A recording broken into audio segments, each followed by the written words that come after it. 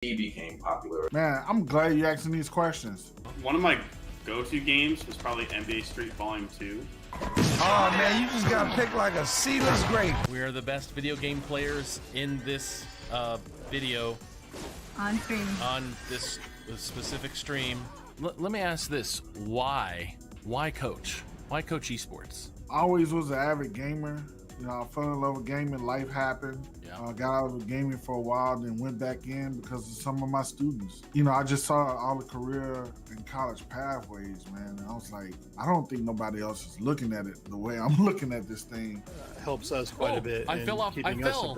I'm sorry. Oh, that's dumb. Okay. That's first of that all, happens. That's dumb that they have a place to. My kill cam is me? Dadgummit. Yeah, that happens in pro Overwatch. Your kill cam is yourself. Oh, I fell off the freaking thing again. There we go. Oh, I don't know how to do that. I don't know. Okay. Oh no, did you die? Oh my god. Oh gosh. Get your school into the high school esports league community. It's complete. I think those conversations are important to normalize that it's not okay, because as long as you keep saying like this is not okay, then tell me what is okay. And then having those strong females within the gaming space is also definitely a move in the right direction. I feel like my games were a little easier earlier when I had my lobbies.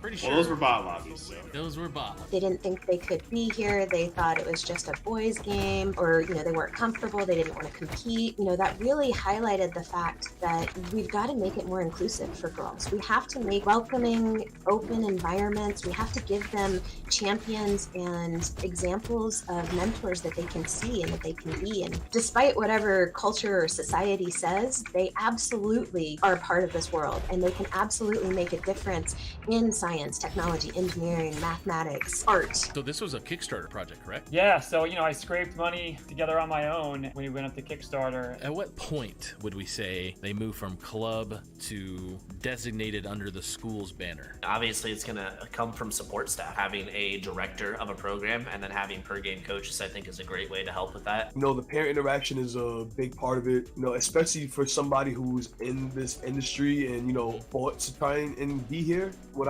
I see is, what I strive for is to show parents that gaming is a legitimate way to create a career for yourself, right? And these tournaments do that. When it comes to character creators, the disabled community is not really represented in the game itself. That was something that we wanted to attack on our way in. So one of the first things we ever built was this character creator. We call them enhancements. So the wheelchairs, you've got different prosthetic, different eye colors as well. Heterochromia, different color eyes is heterochromia, which is like super common. Oh, on this one, you shoot his legs out and then he falls over. And okay, he disappeared for some reason. Okay. It's one of my favorite things about Apex is I can do absolutely nothing in this period right here. Thank you. Oh my gosh, look at this! I'm flying. This reminds me of Kingdom Hearts, which have you ever played Kingdom Hearts? Yeah. My 9-year-old big fan. So I won victory. Dab. Yes.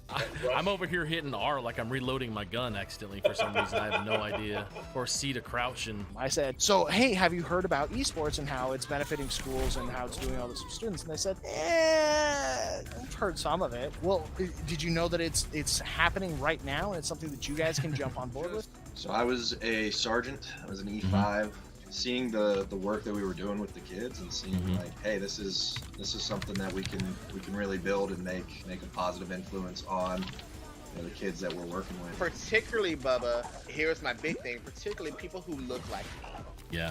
In the educational technology space and in the esports space, because I said that it's being underserved. I need for directors, I need for teachers, I need for students, I need for anybody to, when I'm talking to them, they say, oh, whoa. And they may not say it, but I know sometimes they're thinking it, well, there's this African-American, there's this black man in this space talking esports, talking educational technology. We may or not seen that before, and that's important. Like as you said earlier, you mentioned like a parent asking about esports challenges for their kid. I think that's like wonderful. Like how many parents back in the day actually had interest in gaming when it's not like, academically viable. And so I reached out to Mike and Christy. Their contact information was on there. I found them through High School Esports League, which was our league coincidentally. Christy answered my email and she was like, you've got some technical questions. I'm gonna loop Mike in on this. Of course. It was just the best meeting I've ever had. Hey, I know you're already going to be here for the tennis tournament. You got to come by, dude. Take 15 minutes out of the tennis tournament. Come inside.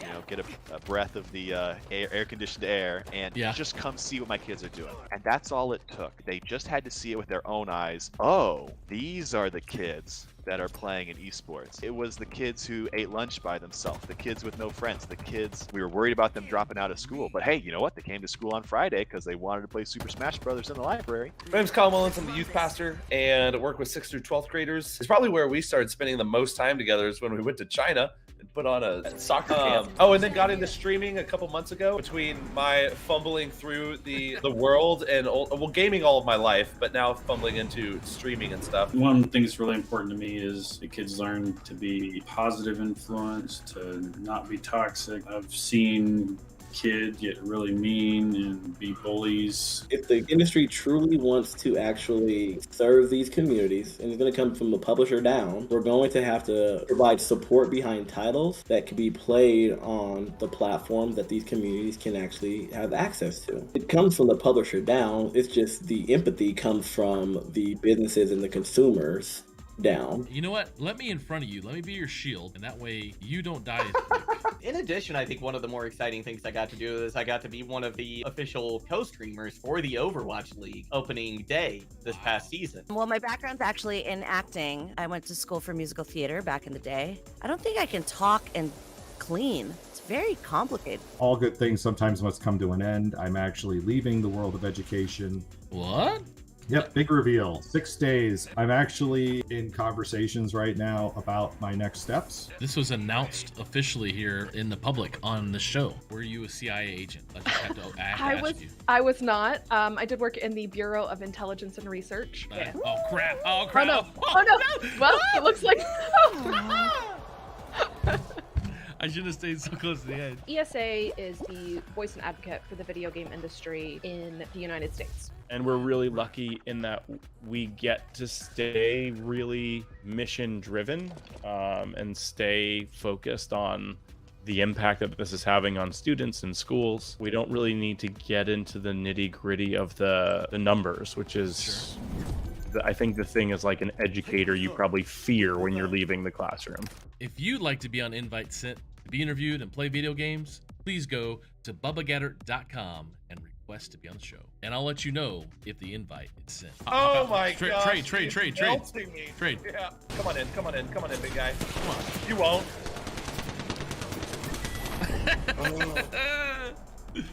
How do you heal and how do you live? What? He threw a black hole at us like Thanos. You can't. That's not a button. I don't have that button. I don't have that button either.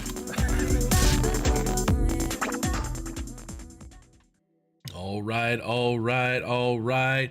Welcome. Thank you so much for being here. Welcome to Invite Sent. I am Bubba Gaddert, your host here today and every day. We're going to have some fun today. We're going to play some Fall Guys with Rick from Stay Plugged In. We're about to jump into a game, and I'm going to bring him in because this is how we start. We just jump right into gameplay. Who needs to talk about just all the normalities of life? But Mr. Rick, how are you, sir? I am doing fantastic. Thank you for having me. Yes, welcome to the show. Look, we're already mid-game here, right? So I'm going to just jump us in, and let's do this. We were just messing with our characters, and I traded this really tall, lanky guy.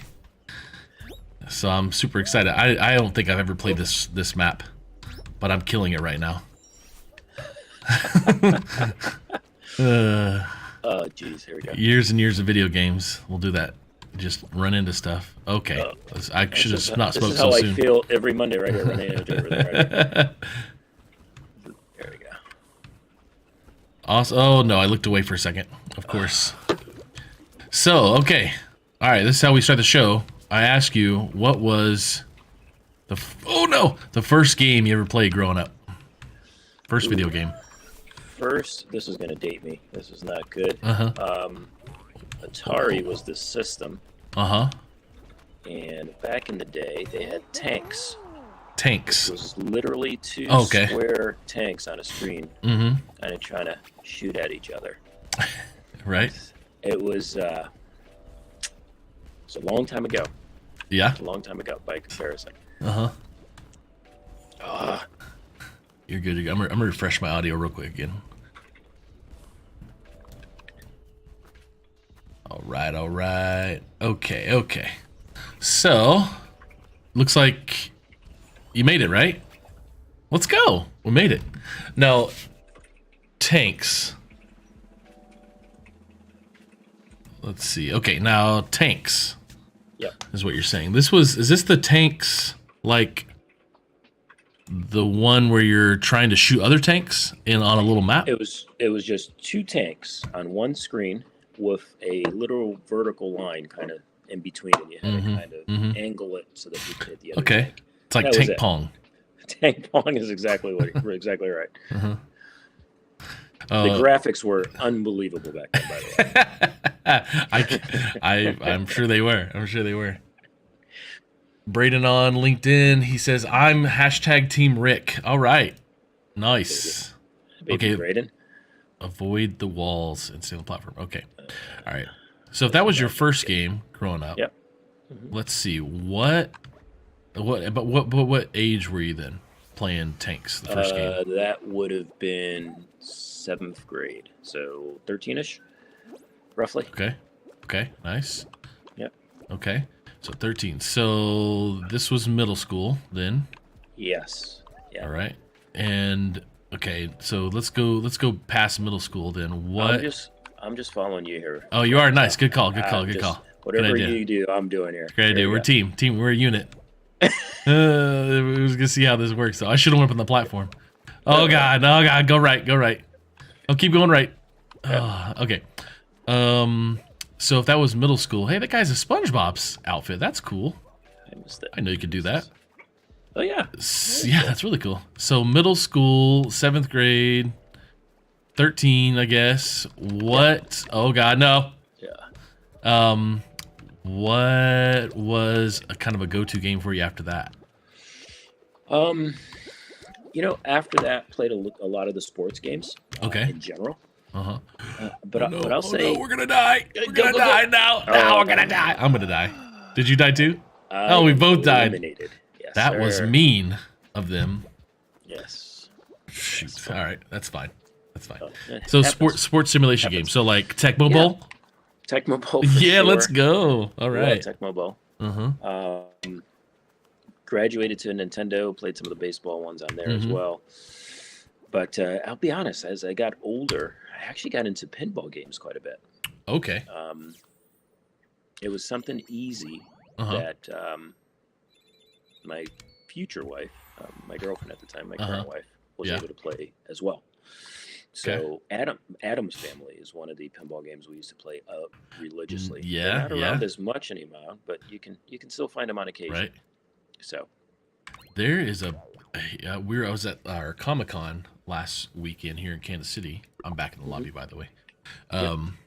And they had a pinball set up. I'm pretty sure I saw Adam's Family there. And then there's like a whole circuit of pinball competitions around the country. Like just how pinball machines get loaded up or whatever, and they do like it's let's just be honest, it's pinball esports. Let's just categorize it. Even though not everybody would probably agree with that. But it's very competitive. It was around before esports, obviously. Yeah, no, which I did learn that pinball was actually some of the first video games. In essence. Yeah, there's a lot that goes into the machine there. So in general, but we used to play that quite a bit. I was learning that it was penny arcades first. I was reading all this history of video games. I'm working on this series with Entertainment Software Association, and I remember it being like penny arcades to slot machines to debauchery, because it's that kind of a place with unwelcome people in these places playing penny arcades to pinball machines to the Pong and the Atari and everything. So very, very fun history that I'm learning about this world we work in. So Tecmo Bowl. Now, okay, what was this? Was on Atari still? I think we played Tecmo Bowl on the Nintendo system. I could be wrong. It might have been Atari. I think that's where I played it. Yeah. Yeah. Oh. Ooh. Get out of there. Nice. There we go. I like this map the most. Okay, so did you die? No. You fall off? No, I'm good. Nice. Oh, I'm in first place. Oh, I'm in second I place. am running behind no. you. I just, of course. Hammered again. Gotta time it right. Can never time this right, but I'm gonna try. Oh no! I'm with you. I love this game for this kind of silliness. Oh no! I forgot how to jump. I forgot what I need to push. Is it control? There it is. It's control here. I know if I'm going the right way. I'm not going the right way. Oh, oh, sweet. So do you use keyboard or? I use keyboard and mouse. controller? Yeah, keyboard and mouse. I'm very lame. And a lot of people use controllers for sure. Controller for sure here. Yeah. Oh! You almost got pushed around. That'd have been great. Here you go. You got this, ready? Oh no! Yeah. Oh! It's fun to watch, at least. You still got plenty of space. Oh, gonna get across? I'm gonna do it again. You got this. There you go. There you go. Wait for it. Patient. There you go. Yeah, jump. Nice. Okay, now go left side. There you go. Oh, you got it. Let's go. Okay, so you were more in the sports game. So did you do football, baseball? Did you play football, baseball, NBA? What was the game back then? With the basketball on fire. Was it NBA? Not double dribble, or no. NBA Jams? NBA Jams? That one was that the one at the arcade though, or did they have that on console? Our code, I think. After a while, they did bring it to console. Yeah, nice. Did you play a lot of the arcades? I did. Of anything? Yeah, I did in general. And was that a mostly still sports Donkey game? Kong, Okay. Galaga, all of those for sure. Space Invaders, those are all again very old school. But Yeah. Asteroids, you name it. We were into Nice, nice. Oh man, these people are bad. 10 seconds left. NBA Streets is what Braden said. NBA Streets. Nope, not Streets. No, I think that's a little too young. NBA Streets. It was a 2v2 game, and you could literally jump from half court and dunk. I like the popular players at the time on the different NBA teams. We'll have to look it up for sure. And it was on arcade? Yeah. Yep. Oh man, I don't know what that was. Let's see. NBA arcade game. What are we talking about? The early 90s? Mid 90s? Let's see. We got NBA Jam. Yeah, I think it was NBA Jam. I think it's got to be NBA Jam. Let's see. That one. That might be a little. I don't know. There's quite a few of them. I really enjoy those kind of barcades they have.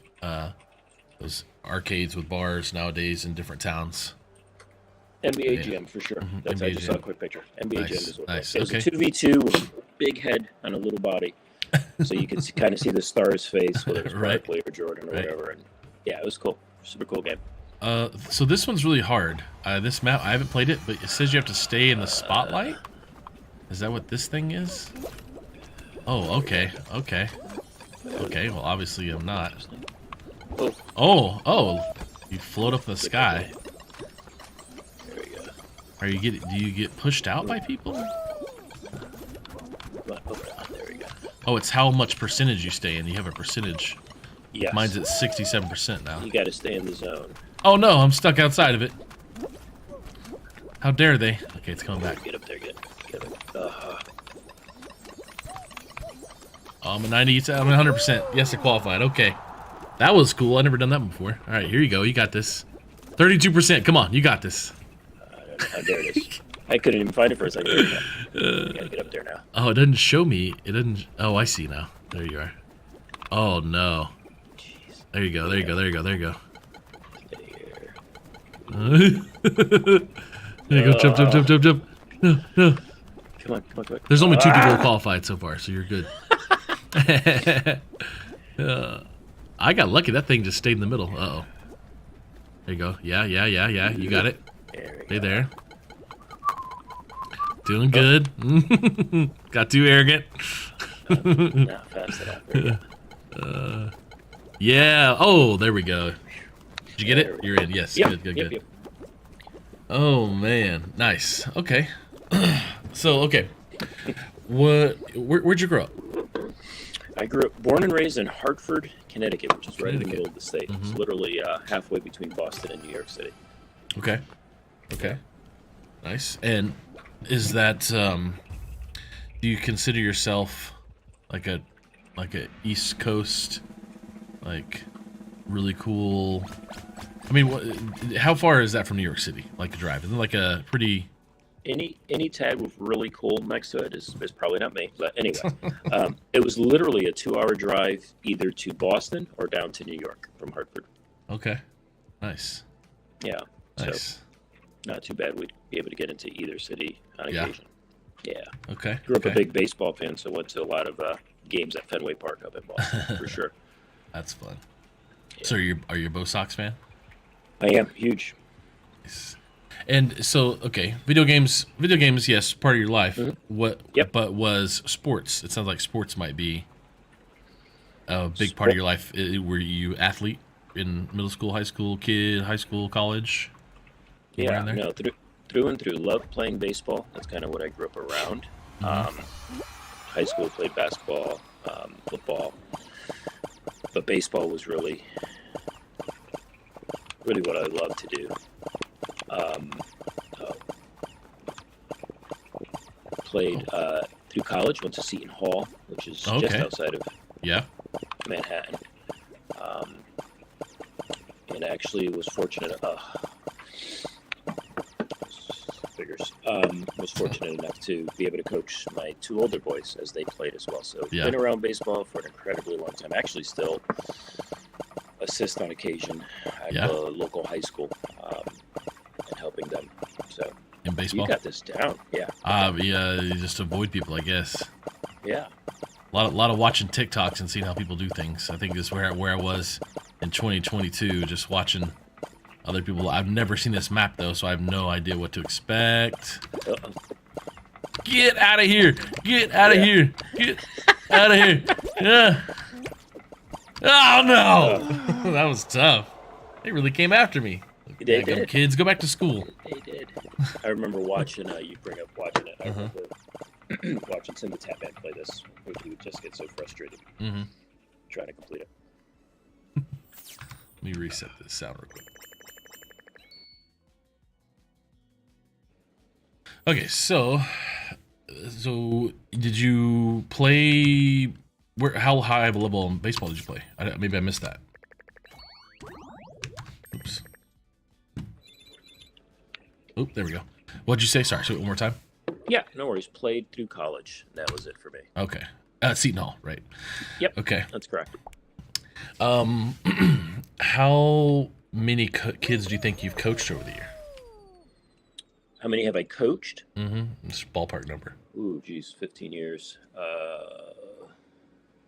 Probably just over 100 at least. Probably closer to 2. What is the age group you like working with the most? Well, I coached my youngest son for a while as he kept growing through the ranks, so it would keep going up in age group. But high school, specifically, I have the biggest passion for because it's so close for them to get connected to college from that point. So I'm really trying to help them kind of define their role moving forward with something they love. Yeah. Nice. Okay. And either that or t-ball, because t-ball they have no idea whatsoever. They just like playing in the dirt and chasing butterflies, which equally is fun, frankly. Herding cats. Just to see them. Yep. Just to see them enjoy themselves is a blast. What is your coaching philosophy? Let's talk about your coaching philosophy then sports then. Let's start with high school kids. Do you have a philosophy around coaching, leadership, responsibility? What is the biggest thing you try to leave kids with? Sure, that's a great question. Win at all costs. No, I'm just kidding. Really, that they should be known, especially nowadays with social media and everything else. So many kids identify with the sport that they play. They see themselves as a baseball player, for example, as opposed to a person that just so happens to be someone that loves to play baseball, which there's a huge distinction when it comes to that, right? The amount of pressure that they put on themselves to do well competitively hopefully changes a little bit by them understanding, hey, I'm just a person that loves to play baseball, as opposed to, you know, all the accolades or all the things that I have to do on a baseball field. So I think that's the most resounding message that I try to get across on a consistent basis. Just enjoy the time, because everyone at every point, no matter what the sport is, they have to stop playing. You know, I call it hanging up the cleats. At some point, everybody has to hang up the cleats. So whether it's after high school, after college, after pro, whatever that is, be prepared for what comes next. What you talked about kids being close to the age of college recruitment. What has that process been like for you, and how many kids have you seen go on past high school in baseball? Yeah. In baseball, we're fortunate where both the summer teams that I've coached as well as the high school that I help with are pretty high level. So I'd say through our program, at least 70% or 75% roughly have been able to be fortunate enough to go on to play collegiately, which is a pretty significant number. That's not normal. But again, high school that we're at, you know, a lot of kids, it's a private school that a lot of kids gravitate towards going there because they believe they have a future with baseball as well, beyond high school and such. So, what high school is that? It's called Charlotte Christian High School. So here in Charlotte, North Carolina. I didn't know. Are you a man of faith? I am. Nice. I didn't know that. Yep. Is that? Do you feel like that's just a normal? Because I'm South Carolina. Yeah, everybody should be that. Or well, I actually grew up in Connecticut. It's a long, that's right. long journey. True. So very Catholic country up in the Northeast specifically. But yeah, I am. I do believe that, you know, we serve a greater good in general, and that we're all connected in that way. Is that your practicing Catholic? Is that what I'm hearing? Or yeah, nice. That's correct. Excellent. Okay. Well, I saw that you were out. I'm gonna try. Well, I was gonna try and keep us alive here. You got this. So okay, that's great. Yeah, I love having people of faith on the show. We probably many shows are people. Last week we had Zach Whitley, and a lot of good faith stuff going on. My wife works in ministry, and so we do. She works for Alpha, which is a para ministry, which is outside the church, and she grew up Catholic as well, and so we have this version of her organization that meets. So I do it for gamers. So it's a 12-week kind of course where people talk and chat about faith. So yeah, very cool. Alpha for gamers. Yeah, it's awesome. Alpha for gamers. Check. For sure. Okay, let's see if I can get you further. I might just back out so we play again. No. Thanks, Coach. Thanks, Coach. Come on, let's go. You're not winning, you're losing. Let's go. If you ain't first, you're last. Losing. That's right. Well, what is so move from Connecticut to South Carolina, right? Is that only 2 states you live? Where else have you lived? So, growing up playing baseball and in the Northeast, for those of you who may be familiar with the weather in the Northeast, not a lot of fun, not a lot of time to be outdoors in general. Winters can be pretty harsh. So wanted to move out of there pretty quickly. So after Seton Hall, I was fortunate to move to Southern California. I lived in Southern California for 10 years. Okay, right. Yeah. And it was from Southern California that I made my journey out to Charlotte, North Carolina. Okay. And how do you feel? Okay, so Connecticut, California, Carolinas, is there a favorite out of those, or is there a learning experience? They're all different in their own right. I grew up in Connecticut, so the food that I grew up around, the pizza, the seafood, those types of things are fantastic. I don't think California or Charlotte come close. But that being said, they're all good in their own right. But California weather-wise, I lived in Southern California. Yeah. And it is absolutely true as to what they say, that it never really truly rains in Southern California, even though they've had some bad weather recently. But maybe 2 weeks of the entire year, and the average temperature is about 75 to 85, somewhere in that neighborhood, with no humidity. So if you can ever think of a great place to be outdoors all the time, that's definitely Southern California. But moving to Charlotte, Charlotte's grown significantly since I moved here. I've been here about 20 years now. And it just has a variety of things to do. I love the fact that my kids are growing up in Charlotte because it really is pretty diverse. It has a great opportunity in different parts of the city to do different things. So I really do enjoy Charlotte quite a bit. If I had to do it all over, and the cost of living here in Charlotte's a lot different than Southern California. Yeah, so. sure, cost of living. Yeah. Yeah. So I do like it here quite a bit. Oh, I love it. Okay, well, I guess I can get out here since I fell. I didn't qualify. Let's jump into another game here. While we're doing that, let's move into career-wise. What's the path from college and baseball, all that stuff, family? How did you get to where before you got into Stay Plugged In? What was in between there? So the main reason I moved to Charlotte at the time was to start a recycling company. Okay. Actually, me and a good friend of mine that I had grown up with, he moved from Connecticut down to Dutch. Long story short, we had an opportunity to start this company together. Okay. Which we did. We opened at the early 2000s. It's been going ever since. It's done well. It's enabled me to kind of branch out and do other things like Stay Plugged In. It's helped me to take time to do coaching. And I have 3 children altogether, all pretty heavy in sports in general. Yeah. So it's allowed me the opportunity to kind of watch them, coach them, etc. So always wanted to start up my own business, frankly. So that was kind of my first foray into that world, and love it. I'm glad made that decision. It's been great for me and my family. What type of recycling? Metal recycling. We do quite a bit recycling. with. Yeah, we deal with a lot of the automobile industry in general. Like Honda is probably one of my biggest customers, for example. Wow. How is the copper industry going with people being able to want to take copper from things? I'm trying to be PC here. No, I get it.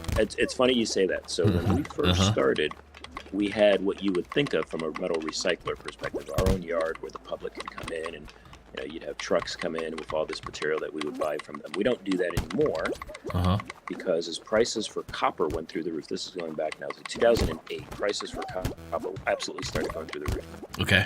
And we would see, trying to think of the most polite way to say this, we would see people show up with items that we knew for sure were not theirs. Right. How in the world do you end up with so many of these things, right? What's this big spool of copper in the back of your truck, sir? Exactly. Just all tangled. So after a little bit of time, after that, we decided, hey, let's just focus in on our industrial-based customers. That's it.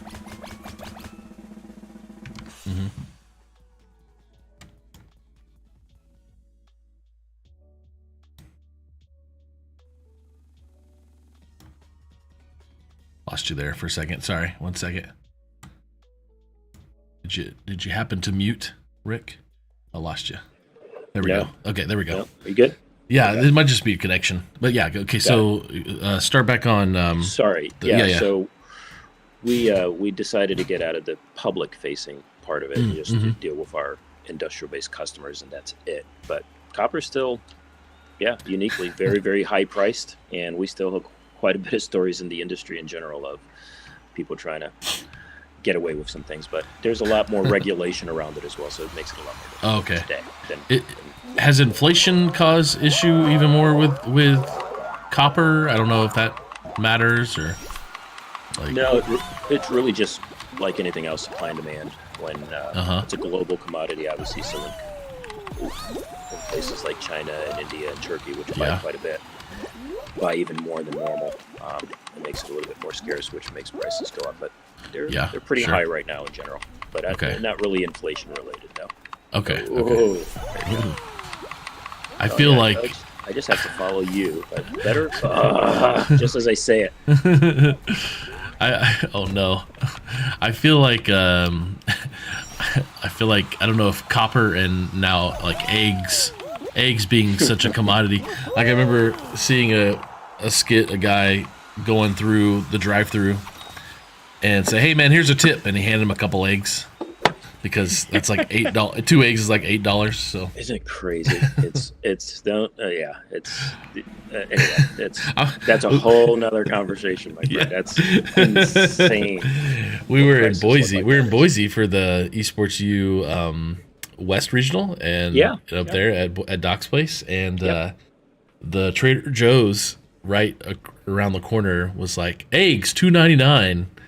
And it was like on a A-frame out in front of the store because like you need to market that to get people in the store. Fantastic, yeah, no doubt. No, it beats 5 something or whatever. You should have Doc buy all of that stuff. He can afford it.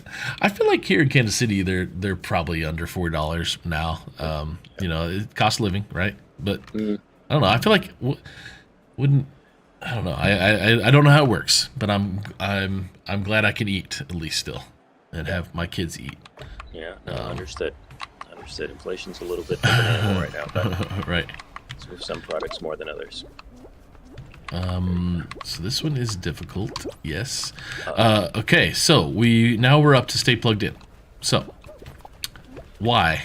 What made you, after starting a business in recycling metal and your kids being active in sports, where did gaming and esports come about as a passion project, as all sorts of reasons? What was the sticking point for you? Sure. So as I alluded to, all right, get out of the way. Here we go. Jeez. 3 older children now, all play sports.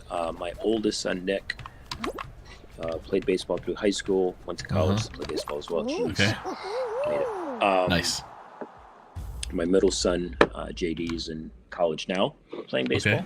Okay. My daughter, probably the most competitive, and potentially the most athletic. She likes to think so. I like to think I'm the best athlete, but I think she may have to be really big into baseball. Not baseball, basketball and soccer. So,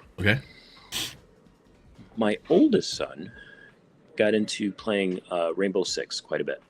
Okay. And started to play much more competitively, team-based, etc. And I didn't understand it at the time. This is going back now 4 years, roughly. Mm-hmm. So I was the dad that's consistently had the conversation, hey, what are you doing? It's 80 degrees out. Let's go throw the baseball around. Let's go shoot baskets. Sure. Let's do anything but be in front of a computer playing. So rather than kind of going back and forth all the time with him, at the same time you heard, stories of people like Steph Curry investing into pro teams, Michael Jordan, big names in general getting into esports, and esports was in the news quite a bit. So I decided at that stage just to do a deeper dive in general so that I could learn more about what this was all about. Interestingly enough, with my background, specifically on the travel sports side, I saw that collegiate esports was really starting to boom. Yeah. So I looked at it as, well, what opportunities can we create for this is difficult. For students. You got to stay alive here. What opportunities can we create for students? And that was kind of the light bulb moment for me, where I said, look, let's set up a platform similar to a basketball or travel baseball, soccer, etc., where we can have a lot of colleges view different high school students throughout the country and get them recruited. Let's show them distinctly that the opportunities are there, one. And then just based on my own personal experience, intentionally, we also try to educate parents Dang it. As to what, as to what those opportunities could look like as well. So that's really kind of why we got into Stay Plugged In, the why behind it. We do a little bit more with that now, but that was the starting point for us. So the starting point was recognizing that there was opportunities. Through seeing your son being engaged, and when was the or has it happened, you know what, I think I'm gonna let them play video games and not bug them about the outdoors? Soon after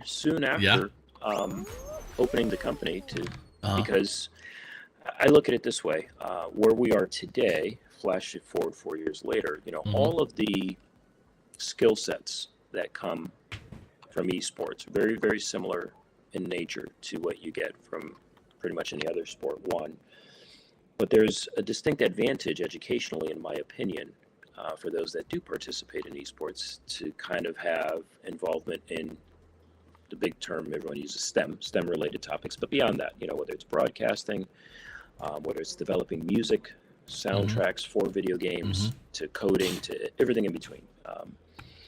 So we are very cognizant of that here at Stay Plugged In, and we actually try to introduce students to all of it. And as a dad, first, I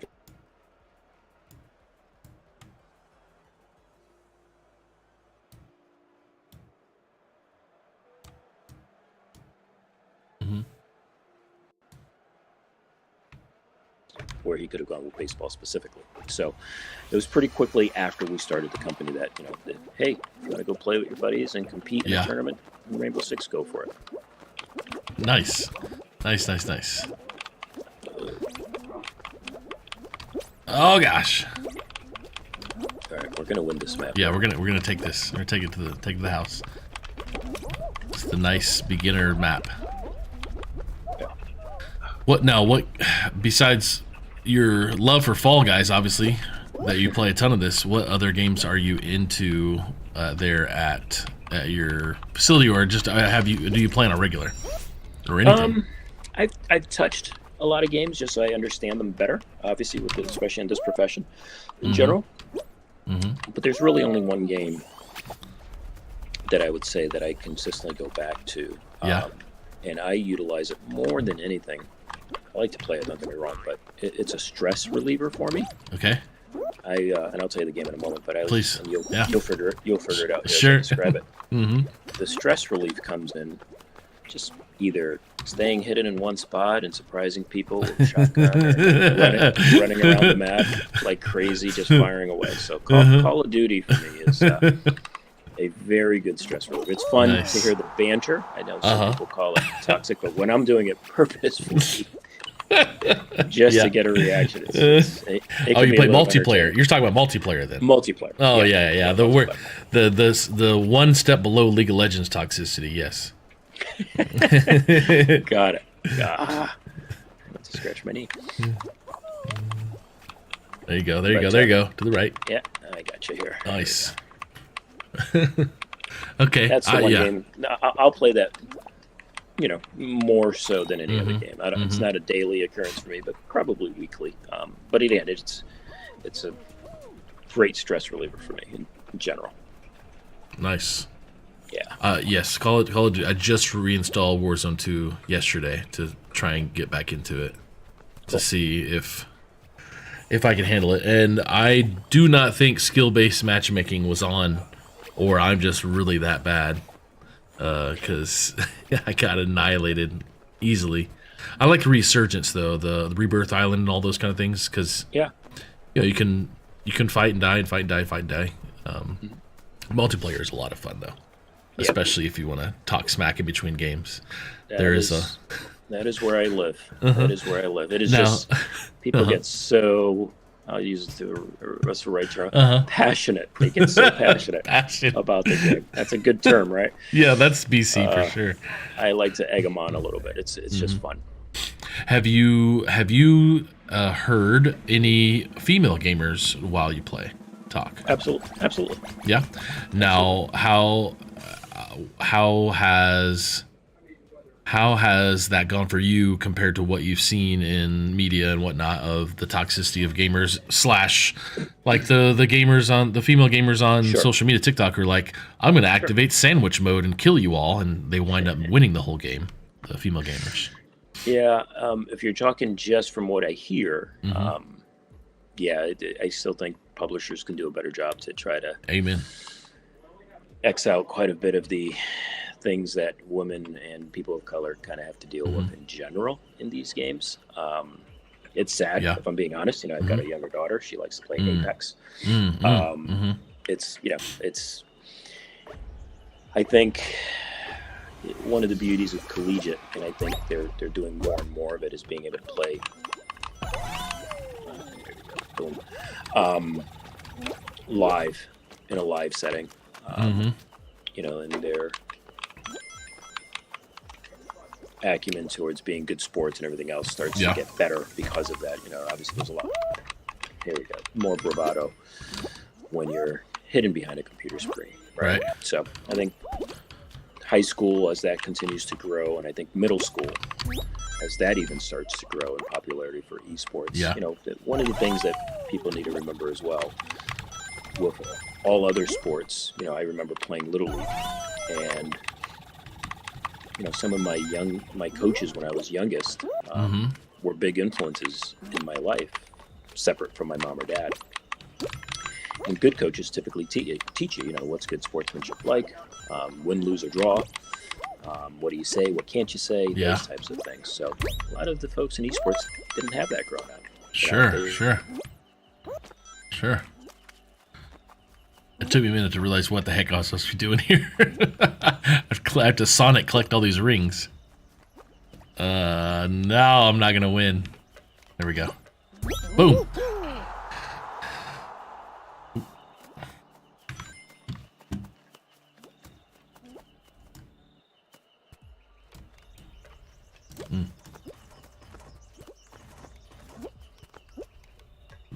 Sorry, one sec.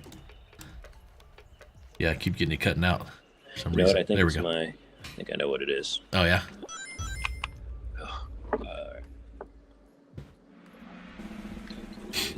Take your time. Take your time. Did he make it in? Did he get all 20? Yes. Way to go. Yep. That was tough. I never played that either.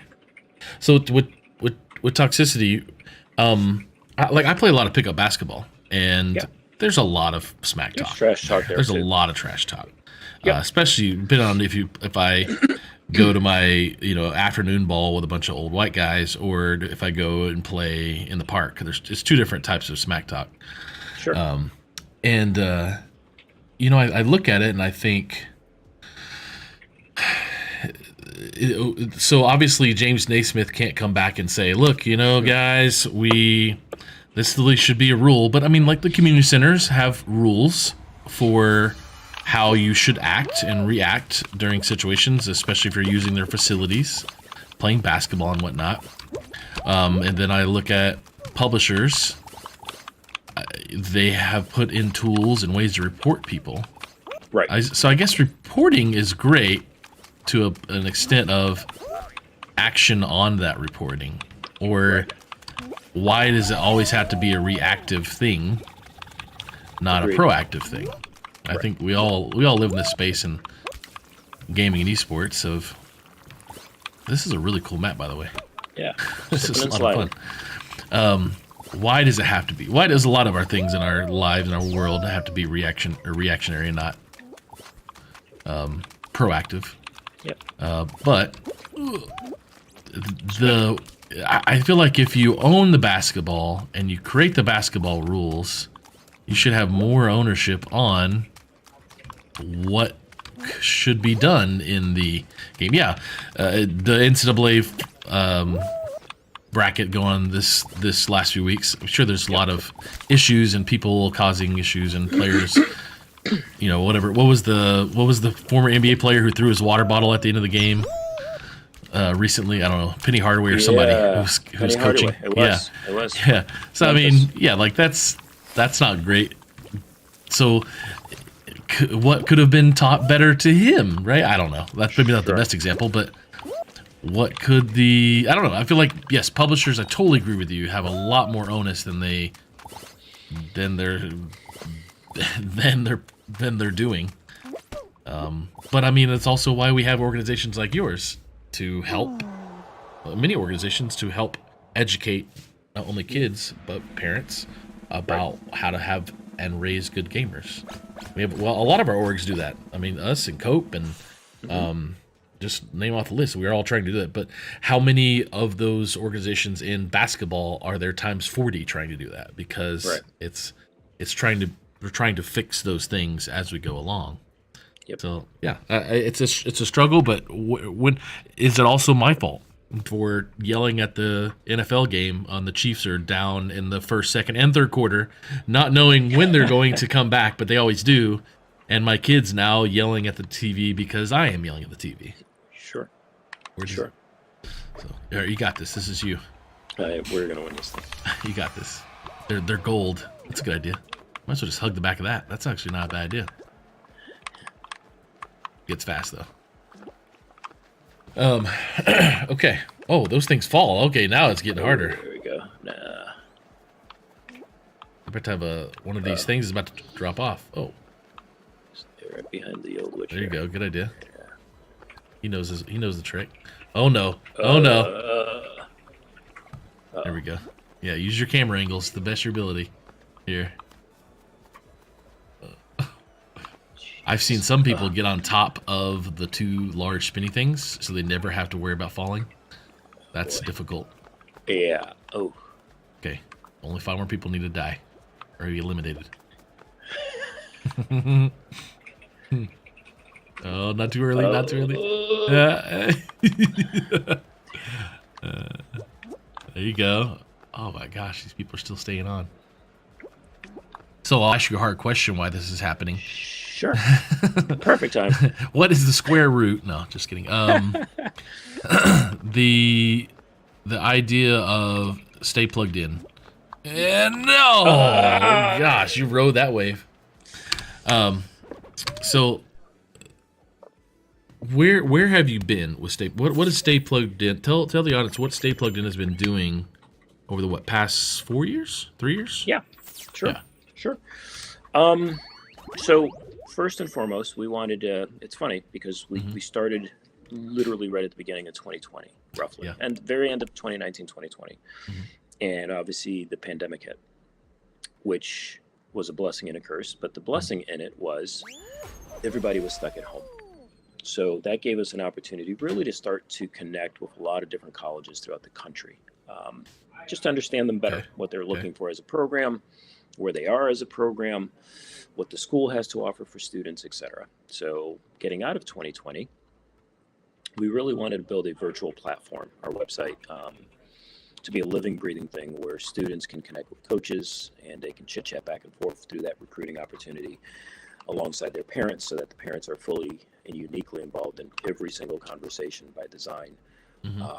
So they get a better understanding as well, because one of the things that I think is still desperately missing, and it's just based on where we are in esports, we're still in our infancy, is that parental support. And what I mean by that is, take baseball back as an example. I could have played Little League and struck out 3 times in a game, and mom or dad probably still patted me on the back and said, "Don't worry about it, let's go get some ice cream and look at them again next week." Yeah. You know, we don't have that dynamic quite yet with esports. It's growing. We're seeing it you mean more. as in the parents being involved enough to know even what's going on, to have that empathy? Correct, and not just that, but to also support it. Like, don't worry about it. Go get them again. Practice that. Better. Sure. Those types of things, because you can just imagine what difference that makes for a child. Growing up playing esports. I look at, again, I always use my personal example. I look at my son and how many conversations did he avoid with me because he thought he was going to get a negative response. About his gameplay, about playing too much Rainbow Six, or just winning or losing. All right. About just gameplay in general, right? I just didn't understand it as to how much. Right. Versus, I'm going to watch your competition. Maybe you can win this tournament or win a little bit of money or finish this map, whatever it is. So, by design on our platform, we stress the importance of and require a lot of parental involvement. Okay, that's great. And that also helps simply from a safety perspective for the student as well, right? Yeah. So we've been spending a lot of time over the last year and a half, I would say, kind of making sure the website is up to par with the standards that we have set for ourselves for that. I think that's helped tremendously with a lot of students. We've had many parents come to us after the fact saying, I had no idea. I had no idea that this was even an opportunity. And now we also do quite a bit of virtual events, but also by design. This is our heaviest or busiest part of the year with recruiting lands. Okay, We right. were at Wake Forest University earlier this year. We Mhm, just mhm. came back. A good portion of our staff just came back from Chicago. Okay. We're preparing for next March, which will be heavy. We'll be at Ole Miss. We'll be at my alma mater, Seton Hall.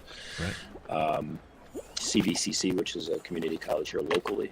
Okay. We're preparing to go to Dallas. I think you said you'd be there.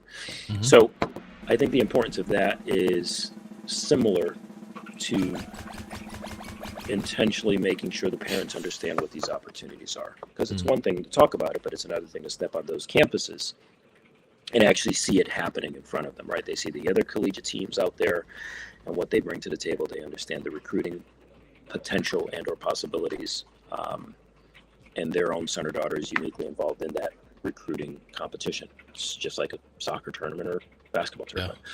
Yeah. And they see all the colleges there in attendance, right? And they start to have those open conversations about not just the school they're at, but all the colleges that are out there for recruiting as well. So I think it makes it a lot more real, which to us, again, is a super critical component of what we do.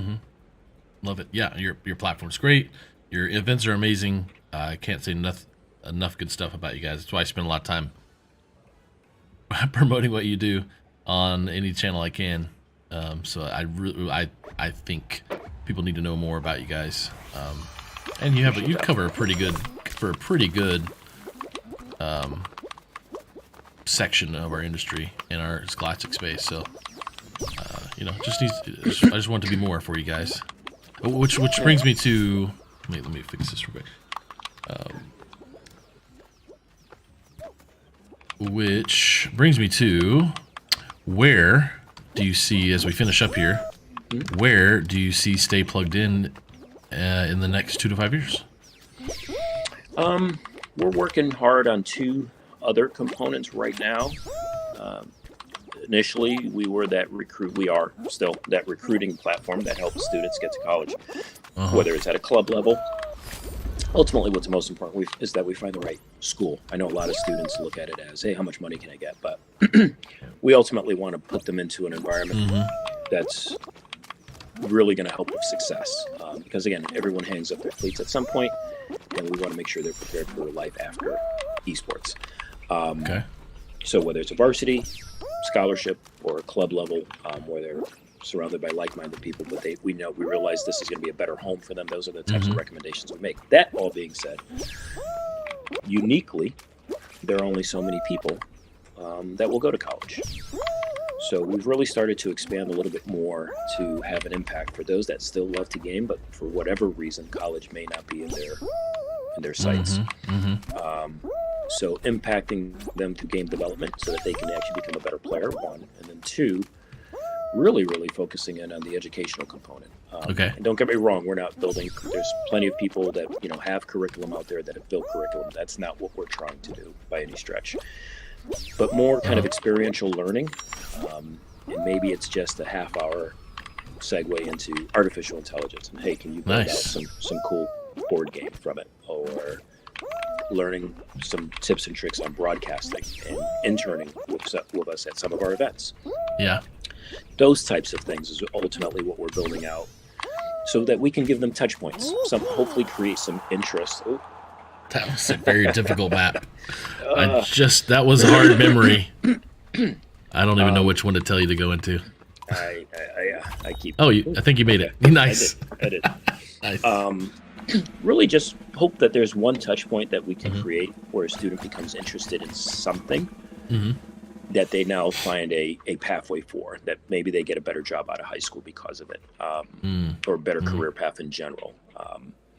So for us, that's something we've really been focusing in on, and I suspect in the next 2 to 5 years you'll hear more about some of the success stories that we've had beyond just collegiate, where now we're getting kids into an IT department or composing music for a video game, or creating their own company with some of our entrepreneurship classes, things of that nature. So kind of more project based, more group kind of experiential type stuff as opposed to curriculum, if that makes sense. I love that, Rick. So who's all on staff? I don't know what's going on. I think I'm about to get attacked. Who's all on staff with you, and who's your lead volunteers and whatnot? Well, I think Braden chimed in earlier, so he is easily my best employee. Shout out to Braden for hyping me up earlier. Just kidding. Nice. Yeah. You know, we've got a small staff, if I'm being honest. We do a couple of other things. Stay Plugged In is our bread and butter, but we're housed under the Carolina Esports Hub, which also houses a professional arm. So we've got broadcasters, production folks, kind of, content creators. Okay. Creative Yeah, how's that relationship? I really didn't know that until I Sure. saw your email the other day. What's the umbrella work there? So we have the Charlotte Phoenix, which is our pro arm, as Right. well as our production company, Charlotte Okay. Events, which Okay. we do quite a bit in consulting and production in general, broadcasts, etc. But what that intrinsically that allows us to reach out to the Stay Plugged In community to learn more, because we can bring them in those examples to help us on some of those broadcasts or some of those productions, etc. Outside of what we do at Stay Plugged In. So they tie in well together. Okay. But we're kind of a one-stop resource, if you will, all things esports now. We're not like a FaZe Clan or 100 Thieves, nor do we have the aspiration of, I think that the bigger org space is still trying to figure itself out. Sure. Our bread and butter is by far, our focal point is by far Stay Plugged In. But we also are aware that by having these other entities, it creates opportunities for those students on our platform, which is a win for everybody. Yeah. Oh, that Rick. Well, okay. Well, you get the 60 seconds in the fun seat to say whatever you want. Solo screen. Tell people where you can go on socials. Tell people websites, whatever you want to say. You get 60 seconds solo. It's all you. And here you go. Wow, this is the most traumatizing part of this whole thing, I'll be honest with you. Stay Plugged In. You can visit us at our website, obviously, staypluggedin.gg. Our Twitter handle is stay_plugged_in. You can follow all the events that we're doing there. If you're a student and you're listening to this, no matter what level of gameplay you believe you can achieve, whether you think you can be one of the best, or you're just starting, or anywhere in between, I promise you that there are opportunities and homes for you if that's something that you want to pursue at the collegiate basis, or if you're just interested in something around gaming. You love gaming, but more than anything, you like creating the art that goes out on something, as an example. There's definitely opportunities for you, so keep striving with that passion, and certainly we can help assist with some of those things for sure, but many companies out there can help you with that as well. And for those that are older, parents, etc., there's organizations like ours, COPE, as you mentioned. They do a phenomenal job in kind of interacting with parents and helping them understand the landscape a little bit better as well. Take a moment just to understand, what your son or daughter kind of engages in and what they're passionate about within esports, and find the things that they gravitate towards. It might just be gaming. That's fine. That can create an opportunity within itself. But you may be surprised if they like streaming, which involves video editing, which is a skill set by itself. Or other things, you might be able to cultivate a career out of it, and something that you love to do. And I think that by itself is a win for anybody. Imagine if you can wake up and do something that you actually love to do day in and day out. I look at our recycling company versus what I do here. My passion's always been around helping students get to that next level, whatever that is. So I actually have a lot more fun beyond being able to play Fall Guys with you specifically. But beyond that, it's a lot more rewarding. So my passion behind what we do here is a lot more intense, if you will, which that's what the atmosphere and environment we're trying to create for any student that we touch at Stay Plugged In. Love it. Rick, thanks so much for coming on and not just on a normal podcast where we just talk, but we play. Thanks for playing some Fall Guys with me. We didn't get a crown, but I don't know if I've ever gotten a crown anyway, so same here. It is what it is. Same here. It is what it is. Had fun. I appreciate the invite as usual. And let's reconnect again. Have some definite opportunities to look at what we can do for some additional communities and with esports. So love it. Great. Well, I will see you in Texas in a little under 2 months then. Good luck with all Looking the other forward to it. events.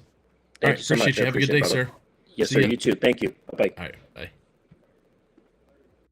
All right, guys. Thank you so much for tuning in today. We had a lot of fun with Rick playing some Fall Guys. Man, that game is fun, but tough. I really appreciate everyone coming out today and hanging out and listening to some fun stuff about Stay Plugged In.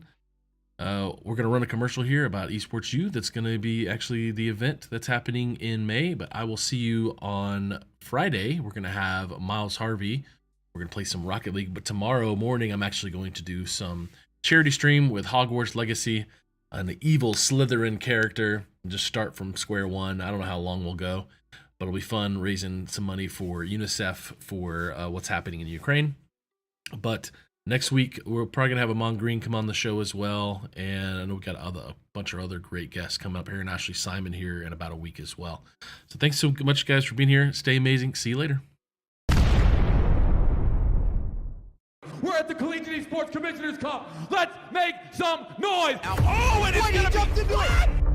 Corner judges go for 1, 2, yeah. He needs more. They're doing even more here. You gotta touch the point. Mr. Collins walks it in. Toy Blank is gonna drop. Knife him. Right out in front. Yeah, 3, 2, 1, running.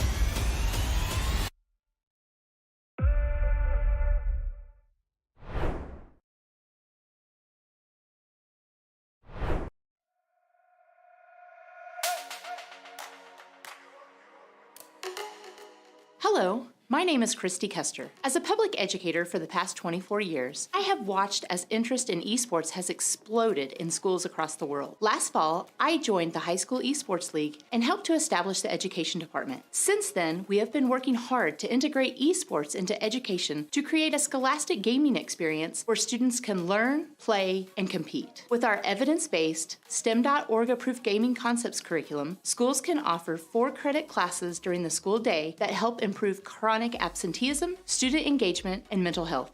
As a senior health advisor for High School Esports League and a former ER physician, I see the incredible need for supporting mental health in students in today's schools. In fact, schools at a formidable crossroads where a pervasive and persistent decline in youth mental health now intersects with staff burnout. This has not been a sudden problem, but rather one we've seen over decades. The American Academy of Pediatrics announced in 2019 that 1 out of 3 students meets the criteria for generalized anxiety disorder before graduation. And the CDC reaffirmed that between 2009 and 2019, depression increased in adolescents by roughly 40%. The most telltale sign that grabbed all of our hearts was when the Surgeon General announced in December of 2021 that female adolescents increased their visits to the emergency departments around the nation by 51% for suicidal ideations. In the face of this, schools are desperately seeking solutions and ways to support those that struggle with mental health challenges. Now, these statistics that I mentioned are averages. We know there are some cohorts that are at higher risk, particularly those students who do not feel they have a safe place or a legitimate connection to school. That's where esports represents a tremendous opportunity. Students who are not currently involved with sports, music, arts, and traditional extracurriculars are left with minimal opportunities to make a connection. Yet many of these students find connections to their friends and other social outlets through online activity, including gaming. So, Scholastic Gaming represents an opportunity to leverage an area of interest into a legitimate class that meets state standards and expectations, all through an evidence-based curriculum that can simultaneously support self-esteem, self-efficacy, and life skills in many kids who desperately need it. Hi, my name is Michael Russell. During my career as a teacher, I was fortunate enough to have the support of my administrator as I began the journey to establish the first 4-credit Scholastic Gaming course in the nation. At HSEL, we have the resources and data to help you speak with your administrators about the impact that Scholastic Gaming and esports can have for your students. We have strategies that can help you with acquiring technology and curriculum, such as ESSER funds, grant applications, and partnerships. The High School Esports League has invested significant resources in helping our education partners, and we are excited about this opportunity to help you establish Scholastic Gaming in your school.